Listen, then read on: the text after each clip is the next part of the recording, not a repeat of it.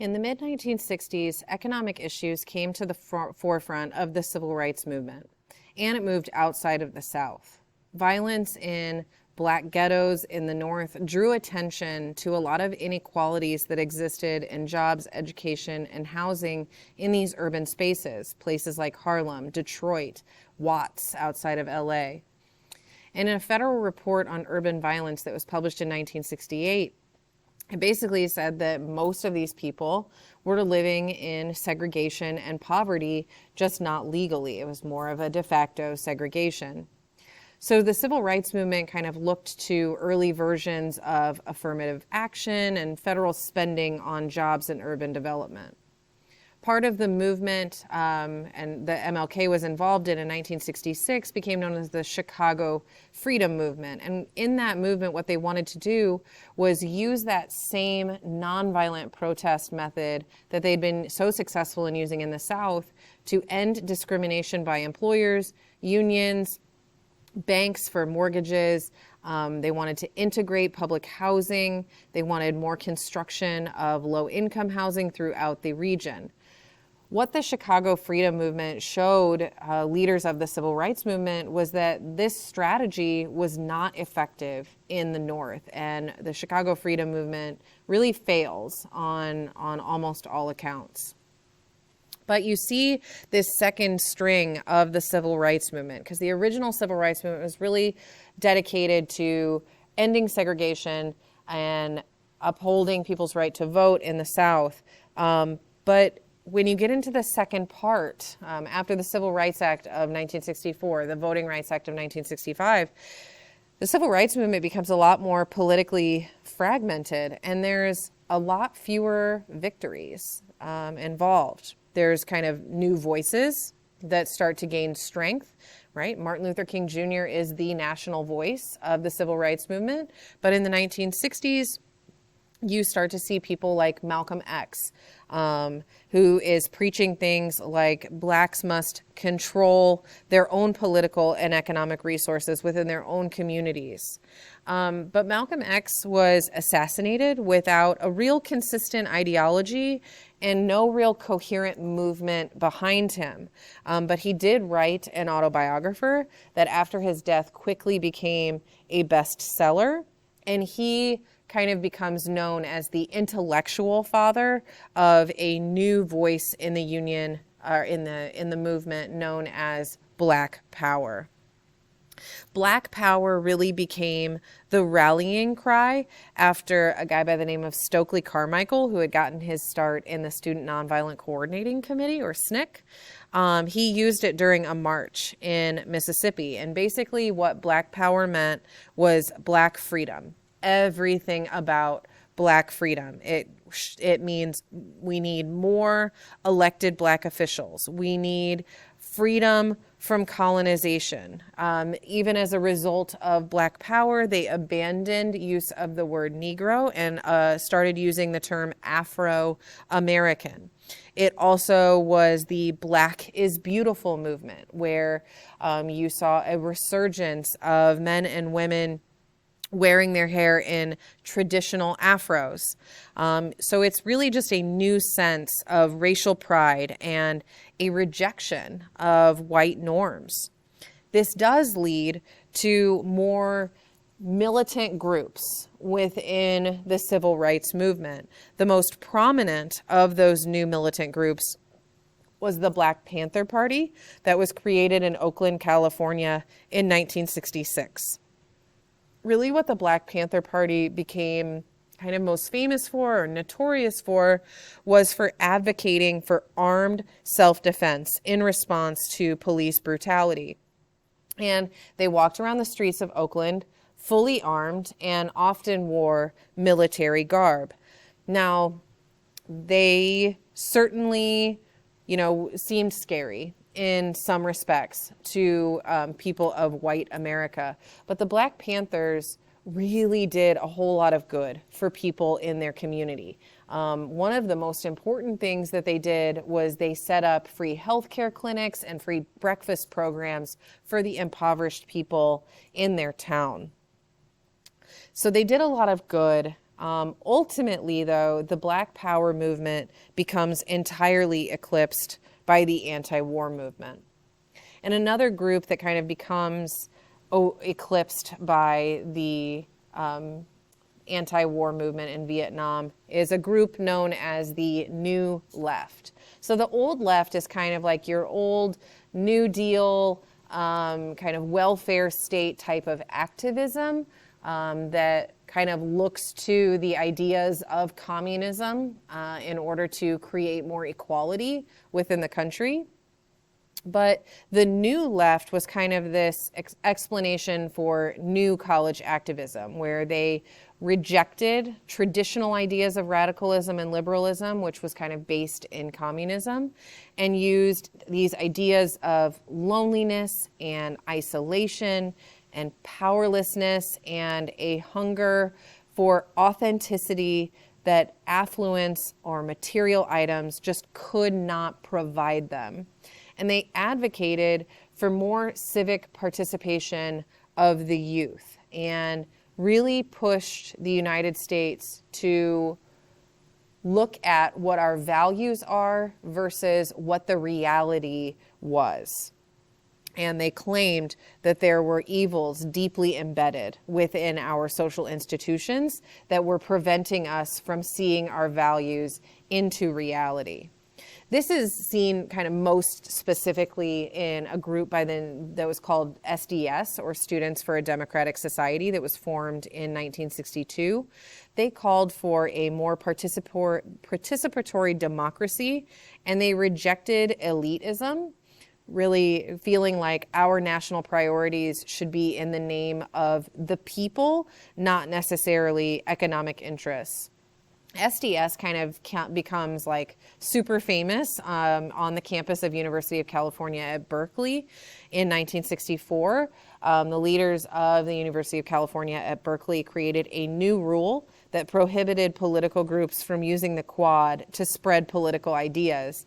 And so students involved in SDS and outside of SDS created the free speech movement, and thousands of students became involved in these protests to get rid of the rule. And they were actually really successful, and that rule was repealed in 1965. And so these protests within the civil rights movement, within the New Left, do start to be fully eclipsed by the anti-war movement that comes up because of our involvement in Vietnam. Now, Vietnam largely is blamed. Johnson is blamed for this war in many respects, and in many respects, that is that's not unfounded. Johnson did do a lot of things to get us involved in that and take it to the level that it got to. But the United States, to say that Johnson is the only person involved in this is completely infactual, right? Johnson was just another president in a long line of presidents that had been dealing with some effects of colonialism in Vietnam. Basically, the United States had been involved in installing a pro-American government in French Indochina or Vietnam when France lost control of that colony. This was actually a violation of the Geneva Accords because we were not allowing for free elections.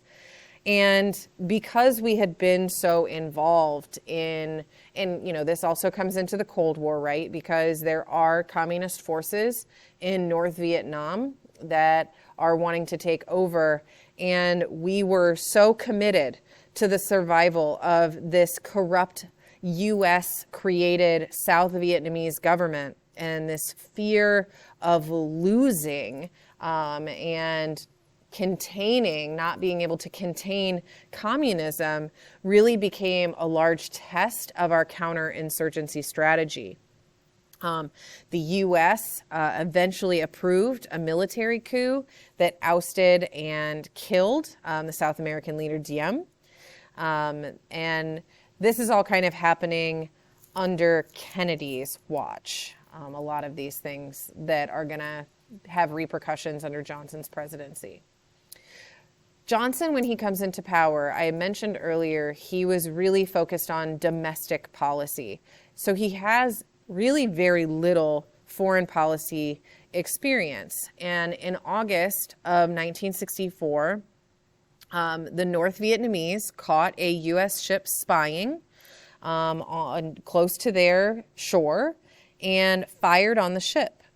And basically, Johnson called it an act of aggression. With hindsight and understanding some of the things that we understand about Vietnam now, with documents becoming unclassified, this incident in the Gulf of Tonkin, where a U.S. ship was fired on by the North Vietnamese, there is a lot of evidence to show that that actually did not happen. But with the evidence that we had in 1964, all of the intelligence that Johnson had in 1964, he believed that it happened, and a lot of his advisors were telling him that this happened. And we don't really know to what extent advisors believed it themselves or not. But as a result of this firing in the Gulf of Tonkin, Congress passed the Gulf of Tonkin Resolution that allowed for the president to take all necessary measures to repel an armed attack in Vietnam. It was basically a blank check that was issued to the U.S. government and the U.S. military to stop a North Vietnamese insurgency. The 1964 campaign, remember, Johnson is running for president in 1964, and in that campaign, like many presidents before him, said that he had no intention of sending troops, but the National Security Council received a word that there were airstrikes in the north and putting in ground troops in the south. The Viet Cong launched a February 5th attack on a U.S. airbase in South Vietnamese, and Johnson okayed a response to that. By 1968, over 500,000 ground troops had been sent into Vietnam, and the war in Vietnam was brutal. It was one of the most brutal, probably the most brutal war that the United States had been involved in. On both sides of the war, you had a large number of prisoners of war. You have new levels of chemical warfare, things like napalm and Agent Orange that are used that cause major issues for all of the troops and the Vietnamese people in many years to come. Vietnam and the war that happened there caused the Cold War consensus to unravel. You had a lot of people that were stuck together on this idea of the Cold War consensus, but all of the things that were happening in Vietnam. Also, Vietnam is the first time that you have news reporters that are going over and taking video and pictures of things that are happening over there. Really, the horrors of the war are happening on people's TVs and in their newspapers. So opposition to this war kind of became an organizing theme for a lot of people. This opposition was seen in anti-draft protests, that, it's a rich man's war, but a poor man's fight, because it's mainly working class and poor Americans that were fighting. MLK spoke out a lot about that. As the 1960s progressed, our definition of freedom expanded to include cultural freedom, right? So you see the anti-war movement really creates the counterculture, right? That is centered on rejecting beliefs and authority, and finding liberation in areas that kind of had been regulated behavior, things like growing hair long, right? In the 1950s and 1960s, boys and men were expected to keep their hair short, and women were expected to have their hair neatly done. And the counterculture said, no, we're going to grow our hair and we're not going to follow those standards. Same thing with clothing, with sex, with drugs. right? And it emphasized, there's hints of communism in this too, at least on a very small scale, because they emphasize this ideal of community, right? Creating quasi-independent neighborhoods in New York City and San Francisco. In New York City, it was the East Village. In San Francisco, it was Haight-Ashbury, which was an intersection in San Francisco. These countercultures and these like neighborhoods, like the communes that are being created, are really similar to the utopian experiments of the 19th century. And so centered on this is this notion of liberation being centered on a free individual.